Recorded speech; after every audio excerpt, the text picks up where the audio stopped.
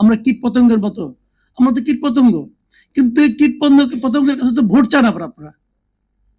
আমরা কীট পতঙ্গ, কিন্তু এদের কাছে আবার আপনারা এসে ভোটটা চান, ভাই ভোটটা আমার দিন।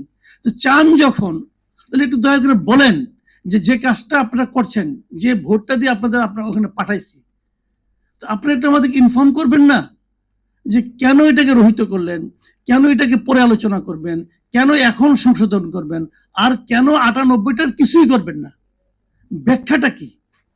বলবেন যে এখানে সময় নাই, ঠিক আছে, আপনারা তো আলোচনা করেছেন, আলোচনা করে আমাদের লিখিতভাবে দিয়ে দেন, অথবা প্রকাশ করেন, অথবা কোনো একটা ওয়েবসাইটে পড়েন এই কারণে এটাকে রহিত করলাম, অথবা এই কারণে সংশোধন করলাম।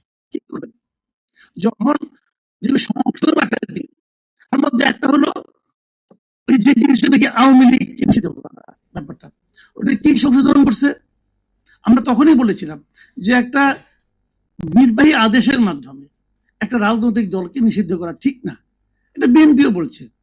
বিএনপির যিনি প্রধান আছেন তারেক রহমান, উনি টাইম ম্যাগাজিনকে ইন্টারভিউ দিতে যে বলছেন যে আমরা কোনো রাজনৈতিক দলকে নিষিদ্ধ করার পক্ষে না। বুঝলাম ওই সময় স্টুডেন্টরা ছিল, তাদের চাপে বেরা অন্তর্বর্তীকালীন সরকার এটা করছে। তো আপনারা কি করলেন? ওইটাকে রাখছে ওই 15টার মধ্যে, যে আমি সংশোধন করে উপস্থাপন করব। এবং কি সংশোধনটা করছে? সংশোধনটা হলো এটা যে আগে বিচার চলাকালীন আওয়ামী লীগ কোনো পলিটিক্যাল অ্যাক্টিভিটিস করতে পারবে না, এটুকুই ছিল আগের অন্তর্বর্তীকালীন সরকারের আমলে। এই আমলে এসে ওনারা বলছে যে করতে তো পারবে না, কিন্তু যদি করে তা শাস্তিটা কি হবে, শাস্তিটা নির্ধারণ করা ছিল না, ইনারা ওই শাস্তিটা নির্ধারণ করে দিচ্ছেন। এই হলো সংশোধন। আগে হলো কি যে হাত পা বেঁধে নিয়ে আসো, আর এখন হলো হাত পা বেঁধে মারতে মারতে নিয়ে আসো।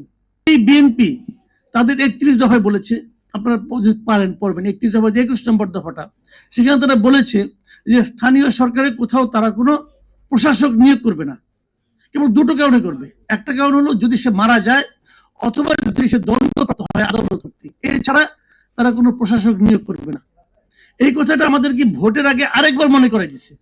তারা যখন ইশতেহার ঘোষণা করে মনে করাই দিচ্ছে, এবং দায়িত্ব নেওয়ার পর প্রথমে তারা এই কামটা করছে।